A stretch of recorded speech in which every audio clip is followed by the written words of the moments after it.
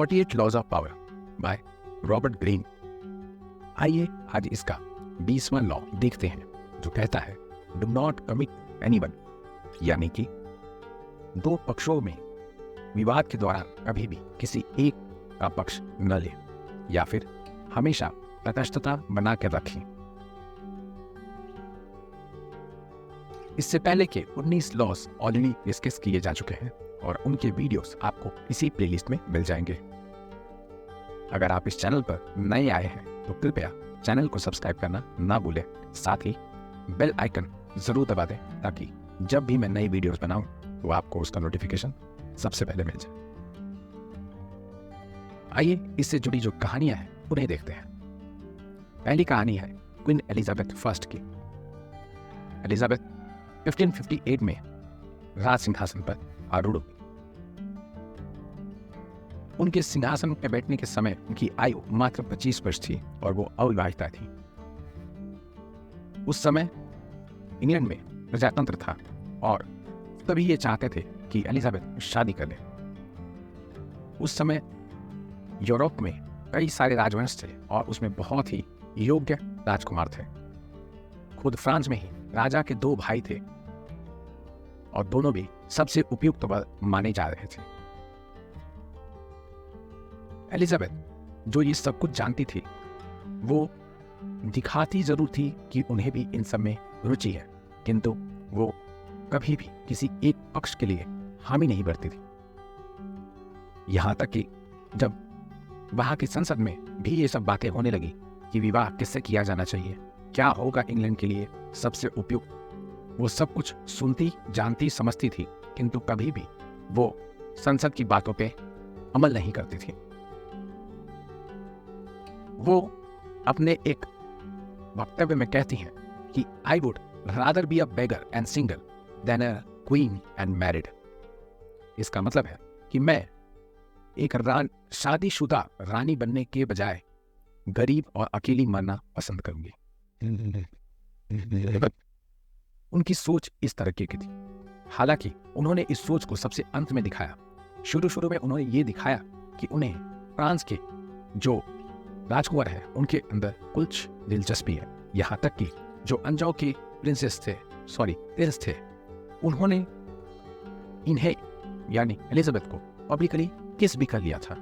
वो उनके साथ कई दफा देखे जाते, बड़ी बड़ी पार्टियों में, यहां वहां गार्डन्स में, हर जगह देखे जाते। लेकिन ये सिर्फ और सिर्फ एलिजाबेथ अपने मंतव्य के लिए कर रही थी। वो चाहती थी कि फ्रांस और इंग्लैंड के बीच में जो दूरियां हैं, जो दुश्मनी है, वो खत्म हो जाए और यहाँ पर उस कार्य में वो कामयाब भी होती हैं।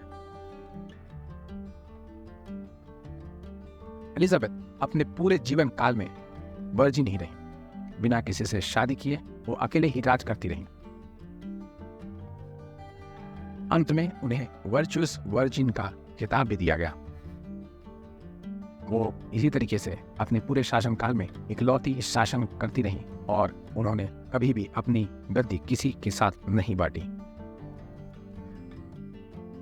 दूसरी कहानी हमारे अपने पंचतंत्र से ली गई है, जिसमें यहां पर 3 जानवर मुख्य हैं। पहला चील, दूसरा कौवा और तीसरा एक बूढ़ा बीमार लोमड़ी। लोमड़ी काफी बूढ़ा हो चुका था और वो किसी पेड़ की छांव के नीचे आराम कर रहा था। उसने काफी दिनों से कुछ भी खाया नहीं था और बहुत ही भूखा था, किंतु अपने कमजोरी, अपनी बीमारी के चलते वो बाहर नहीं जा सकता। वो शिकार नहीं कर सकता था और उसी तरीके से भूखा रहना पड़ रहा था। ये देखकर वहां पे कुछ चील और कुछ कौवे आ गए। वो जानते थे कि कुछ ही देर में लोमड़ी मृत्यु को पा जाएगा और फिर वो इसका भक्षण कर सकेंगे।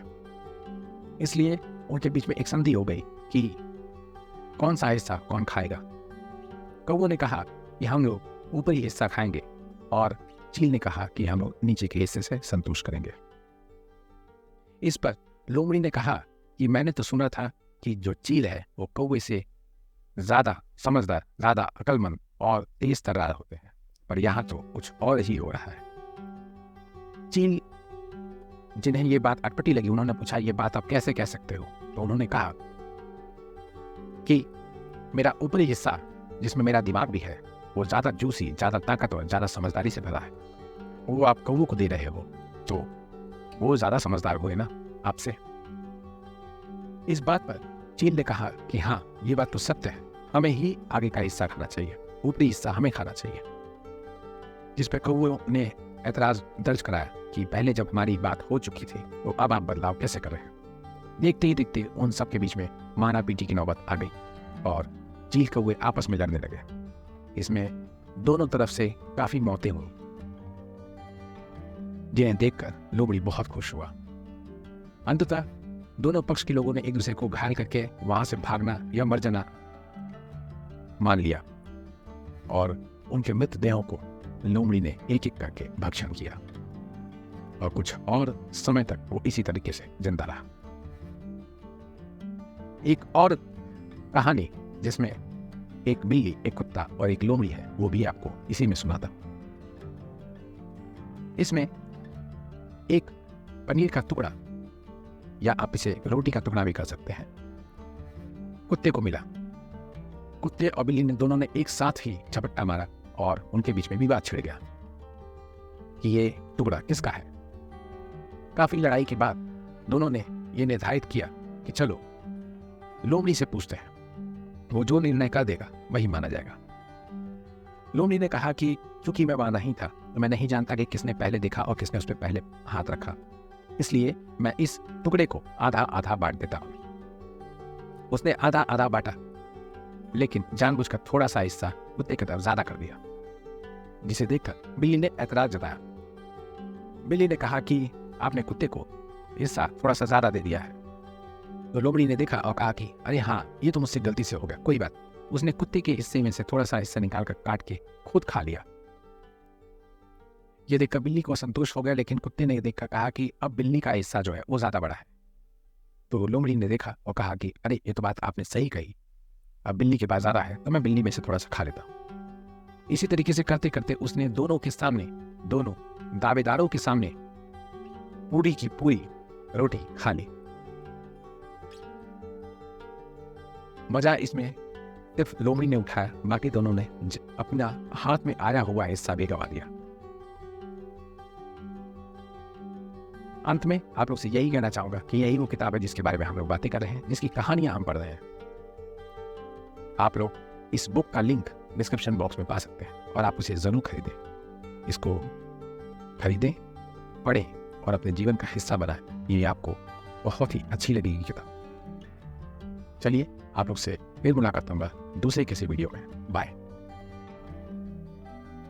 अंत में आपसे यही कहना चाहूंगा कि इस वीडियो को लाइक और अपने दोस्तों और रिश्तेदारों में शेयर कीजिए।